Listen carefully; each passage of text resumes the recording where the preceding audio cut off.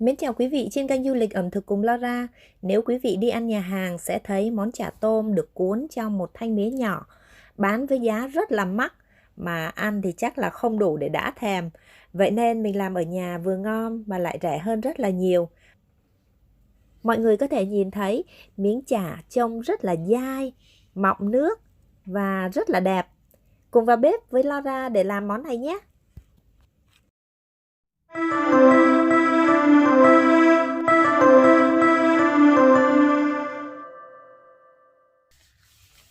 Laura có 4 kg thịt đùi gà còn xương, đã rửa sạch và lau khô. Nếu mà lóc lấy thịt đó, thì thường mình sẽ còn lại khoảng là 2,5 kg thịt. Mọi người có thể thay thế thịt gà bằng thịt heo. Mình lựa cái loại nạc vai vừa có mỡ và nạc á, thì làm món này mới ngon nha. Laura thường làm với thịt gà vì ở bên Pháp á, có một số người họ theo đạo Hồi nên không có ăn thịt heo. Nên mình làm để mời bạn bè bằng thịt gà thì ai cũng ăn được hết. Mình lóc lấy cái phần thịt gà đó có một chút mỡ như vậy nè, thì mình cũng giữ lại ha. Mình lóc bỏ da và xương, sau đó thì mình cắt nhỏ miếng thịt ra để khi mà mình cho vô máy xay đó thì sẽ nhẹ hơn cho cái máy ha. Sau khi lóc xong hết xương thì Laura cân được ở đây là 2,7 kg thịt gà, và mình có thể sử dụng khoảng 3 kg thịt cho công thức này cũng vẫn được nha. Tuy nhiên là không nên nhiều hơn nữa, vì làm như vậy thì sẽ mất hết cái hương vị của tôm đó mọi người. Mình sẽ xay nhuyễn cái phần thịt này ra ha. Nhuyễn như vậy là ok rồi nè. Thịt xay xong hết rồi, bây giờ mình sẽ bỏ vô những cái bịch ni lông nhỏ giống như vậy nè mọi người.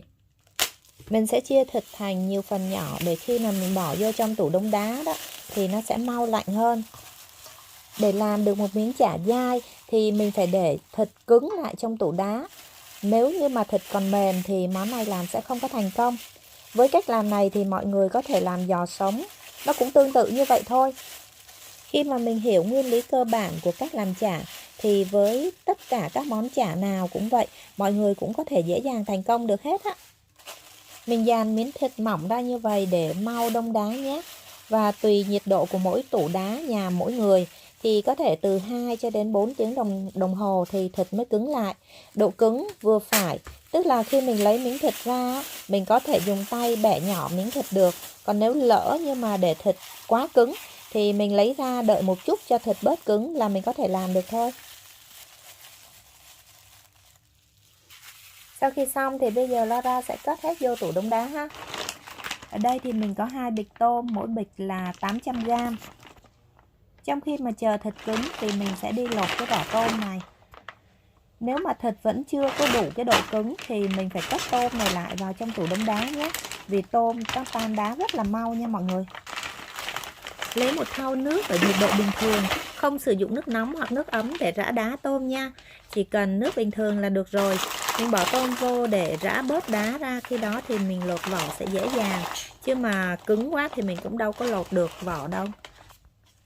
Đổ hết nước đi và bây giờ mình sẽ lột vỏ và lấy hết cái phần chỉ đen ra ha mọi người. Giờ mình lột xong tôm rồi thì mình sẽ chia làm đôi, cất tạm vô tủ đông đá nhé. Nguyên tắc làm chả dai thì thịt phải khô và lạnh, nên cái phần gia vị của mình gồm có trứng gà và nước mắm, thì mình sẽ thêm một ít bột để bột hút hết cái phần nước này nhé. Phần gia vị của mình thì sẽ gồm có 3 muỗng canh đường, 3 muỗng canh bột khoai tây,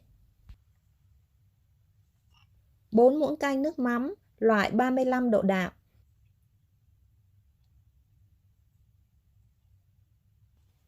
1 muỗng cà phê muối, 1 muỗng cà phê bột nổi, nửa muỗng cà phê bột ngọt, nếu thích thì cho, không thích thì mọi người không cho vô nhé. 2 trứng gà và 40g tỏi, mình sẽ mài cho nó nhuyễn ra ha.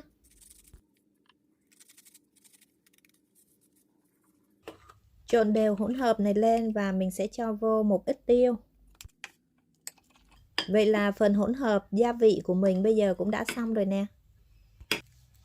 Trước khi xay thịt thì mình sẽ chuẩn bị một cái thau và thoa dầu lên để khi mình cho thịt vô thì nó sẽ không bị dính ha. Hôm nay Laura sẽ sử dụng cái máy xay nhỏ này xay thịt để mọi người thấy rằng mình sử dụng máy nhỏ cũng vẫn làm cho món chả dai được nha. Tuy nhiên với máy xay nhỏ thì mình sẽ chỉ xay được khoảng 7 đến 8 lần, tức là khoảng hơn 1 kg thịt là máy nó sẽ nóng, nó sẽ tự động cắt điện và mình sẽ không thể tiếp tục làm được. Vì vậy với số lượng thịt lớn như Laura đang làm thì mình nên sử dụng máy lớn hơn nha. Với máy xay lớn thì phần motor của máy nó sẽ nằm ở phía dưới, cho nên khi xay thịt mọi người chú ý, nếu máy nóng thì mình không nên tiếp tục xay vì thịt sẽ bị nóng và nó sẽ bở ra, không có còn dai nữa. Phần tôm thì Laura sẽ lấy ra một nửa để làm, còn một nửa thì Laura vẫn để trong tủ đông đá vì tôm rất là mau rã đá. Đây mọi người có thể thấy thịt nó cứng nhưng mà mình có thể bẻ nó ra được, tức là thịt cứng kiểu đá dăm như vậy nè là ok nha mọi người. Mình sẽ chia cái số thịt và tôm cho đều để xay. Ở đây thì Laura sẽ để khoảng 6 con tôm để xay. Cho vô một muỗng canh nước sốt gia vị. Về phần nước sốt gia vị thì mình sẽ không cần phải chính xác quá về số lượng, vì sau mỗi lần xay thì mình sẽ trộn thịt xay trước và sau lại với nhau cho đều. Nhưng nếu ai mới tập làm và không ước lượng được thì mình sẽ chia nhỏ phần nước sốt gia vị theo số thịt mình sẽ làm nhé. Thịt như vậy là chưa có mịn, mình sẽ xay tiếp nha mọi người.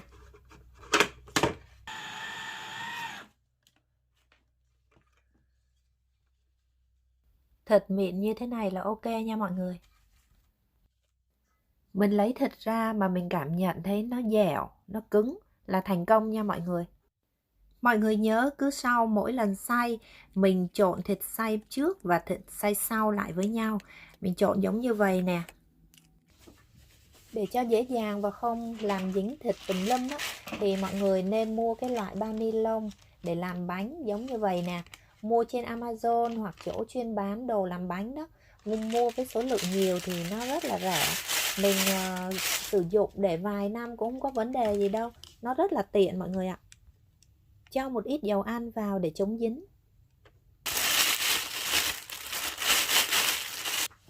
Sử dụng một cái ly lớn để giúp mình để thịt vô dễ dàng hơn.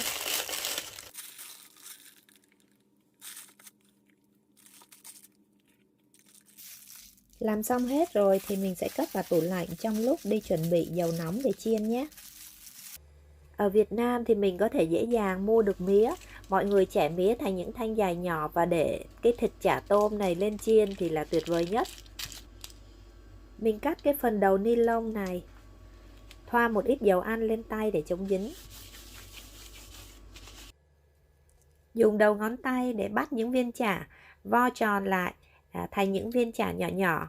Nhưng mà mọi người chú ý, nếu mình làm những viên chả lớn thì sẽ rất là hao đó nha.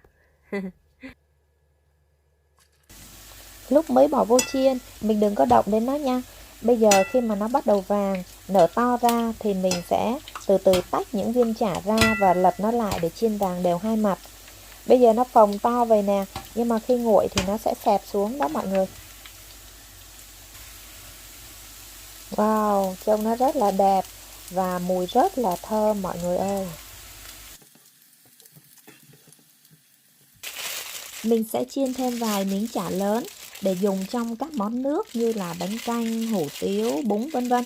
Rồi sau đó thì Laura sẽ cất nó vô trong tủ đông đá để sử dụng từ từ. Với miếng chả lớn như vậy thì mình sẽ để lửa trung bình nhỏ khoảng số 5 hoặc số 6 nhé. Nếu mà để lửa lớn thì chả sẽ chín bên ngoài mà bên trong thì vẫn chưa chín đó. Mình chiên đến khi mà thấy cái miếng chả nó nở to là ok nha mọi người.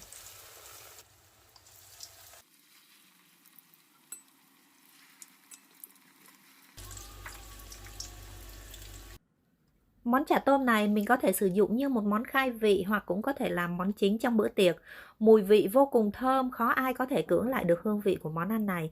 100% những người mà Laura mời dùng món ăn này đều cực kỳ thích thú vì họ không thể tìm thấy món ăn ngon như thế này tại các nhà hàng ở bên Pháp. Vậy thì mọi người hãy tự làm để gia đình mình có một món ăn tuyệt ngon như vậy nhé. Chắc chắn là sẽ hài lòng tất cả các thực khách đó. Chúc tất cả mọi người sẽ thành công.